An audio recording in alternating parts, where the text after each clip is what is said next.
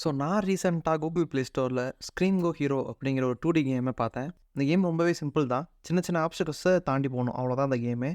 Twist எங்கே இருக்குன்னா, நீங்கள் பிளேயரை உங்கள் வாய்ஸ் வச்சு கண்ட்ரோல் பண்ணுவீங்க. ஸோ நீங்கள் கத்தும் போது பிளேயர் மூவ் ஆகும். நீங்கள் ரொம்ப சவுண்டாக கத்துறீங்கன்னா அது ஜம்ப் ஆகும். ஸோ இந்த கேம் பார்க்க ரொம்ப ஃபன்னாக இருந்தது. ஸோ இதை நம்ம 3Dயில் பண்ணலாம் அப்படின்னு சொல்லிட்டு நான் என்னோட ஒர்க்கை ஸ்டார்ட் பண்ணேன். ஸோ ஒரு கேமுக்கு ரொம்ப முக்கியமான விஷயம் பிளேயர். ஸோ நான் ஃபஸ்ட்டு பிளெண்டர் ஓப்பன் பண்ணி பிளேயரை வந்து மாடல் பண்ண ஸ்டார்ட் பண்ணேன். அண்ட் பிளெண்டர்லேயே பிளேயர் அனிமேஷன்ஸையும் கிரியேட் பண்ணிட்டேன். ஸோ இதில் அடுத்த ஸ்டெப் என்னன்னா, பிளேயர்கிட்ட இருந்து ஆடியோ இன்புட் வாங்குறது. இது எப்படி பண்ணணும்னு எனக்கு கொஞ்சம் கூட ஐடியா இல்லை.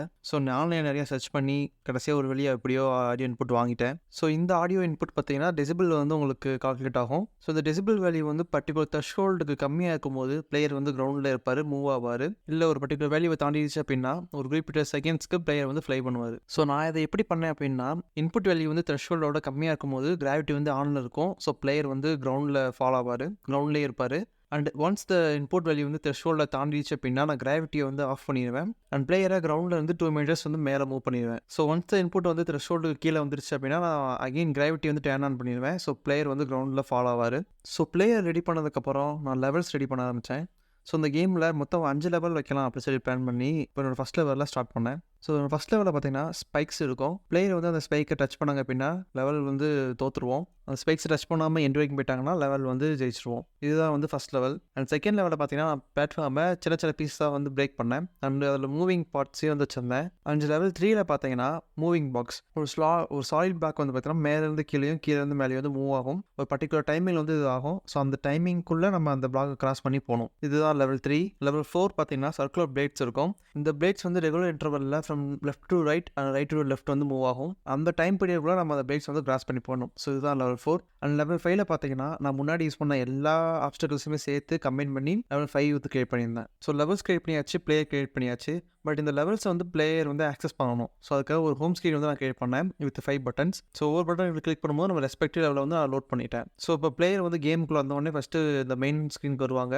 அதுக்கப்புறம் லெவலை சூஸ் பண்ணுவாங்க அண்ட் அந்த லெவல் போவாங்க. அதுக்கு அடுத்து நமக்கு என்ன வேணும் அப்படின்னா ரிசல்ட் ஸ்க்ரீன். ஏன்னா அப்போ தான் நம்மளால் லெவலில் ஜெயிச்சாங்களா தோத்தாங்களா சொல்ல முடியும். ஸோ நான் வந்து ஒரு ரிசல்ட் ஸ்க்ரீன் வந்து கிரியேட் பண்ணேன். அது வந்து ரொம்ப சிம்பிள் தான். அதில் வந்து என்னென்னா நீங்கள் ஜெயிச்சிட்டீங்களா தோத்துட்டீங்களா அப்படின்ற மெசேஜ், அப்புறம் டிஸ்டன்ஸ் கவர்டு, அதுக்கப்புறம் பார்த்தா ரிட்டர்ன் கண்டினியூ, அந்த மாதிரி 2 பட்டன்ஸ் இருக்கும். ஸோ இதோட நான் கேமோட எல்லா மெக்கானிக்ஸுமே நான் வந்து கம்ப்ளீட் பண்ணிட்டேன். ஸோ இதுக்கப்புறம் பார்த்தீங்கன்னா கேம் வந்து பாலிஷ் பண்ணலாம் அப்படின்னு சொல்லிட்டு என்வாயன்மெண்ட்லேருந்து ஸ்டார்ட் பண்ணேன். எனக்கு பார்த்தீங்கன்னா ஒரு மாதிரி ப்ளசண்ட்டான ஒரு என்வாயன்மெண்ட் வேணும் அப்படின்னு நினச்சேன். ஸோ நான் நிறைய கலர்ஸ் அண்ட் இதெல்லாம் ட்ரை பண்ணிட்டு ஃபைனலாக இந்த ஒரு என்வாயன்மெண்ட் வந்து நான் சூஸ் பண்ணேன். இது பார்க்க ரொம்ப அழகாக இருந்தது. நெக்ஸ்ட் பார்த்தீங்கன்னா பார்ட்டிகல்ஸ் வந்து ஆட் பண்ணேன். பிளேயர் வந்து ரன் பண்ணும்போது அந்த டஸ்ட் போகிற மாதிரி பார்ட்டிகல்ஸும், ஃப்ளை பண்ணும்போது அந்த ஜெட்டில் வந்து ஃபயர் வர மாதிரி பார்ட்டிகல்ஸ் வந்து ஆட் பண்ணேன். ஸோ நெக்ஸ்ட் பார்த்தீங்கன்னா ஹோம் ஸ்க்ரீனில் வந்து டைட்டில் ஆட் பண்ணுறது, அப்புறம் வால்யூம் பட்டன்ஸ் எல்லாம் ஆட் பண்ணி கொஞ்சம் நீட்டாக மாற்றினேன். அண்ட் நெக்ஸ்ட் பார்த்தீங்கன்னா கேமை வந்து சேவ் பண்ணேன். ஏன்னா நம்ம வந்து பிளேயர் எந்த லெவல்லாம் கம்ப்ளீட் பண்ணியிருக்காரு, எதெல்லாம் கம்ப்ளீட் பண்ணலை, ஆடியோ வந்து ஆன்ல இருக்கு ஆஃப்ல இருக்கு, அந்த மாதிரி டீட்டெயில்ஸ் வந்து சேவ் பண்ணி வச்சிருந்தேன். அடுத்து பார்த்தீங்கன்னா ஆடியோ வந்து ஆட் பண்ணேன். Like background music, button click பண்ணுற sound, player walking and flying, அந்த மாதிரி சவுண்ட்ஸ் எல்லாம் வந்து ஆட் பண்ணேன். அதுக்கப்புறம் பார்த்தீங்கன்னா ஆடியோ டாகிள் பண்ணுறதுக்கு ஃபங்க்ஷன் வந்து ரைட் பண்ணேன். நீங்கள் வந்து ஆடியோவை டேர்ன் ஆன் பண்ணிக்கலாம், டேர்ன் ஆஃப் பண்ணிக்கலாம். அப்புறம் ஃபைனல் டச்சாக பார்த்தீங்கன்னா ஒரு ப்ராக்ரஸ் பார் வந்து ஆட் பண்ணலாம். ஸோ பிளேயர் வந்து நம்ம எவ்வளோ கம்ப்ளீட் பண்ணியிருக்கோம் அப்படின்னு தெரியும். நான் ஆல்ரெடி கால்குலேட் பண்ண டிஸ்டன்ஸை வச்சு ஒரு ப்ராக்ரஸ் பார் ஆட் பண்ணேன்.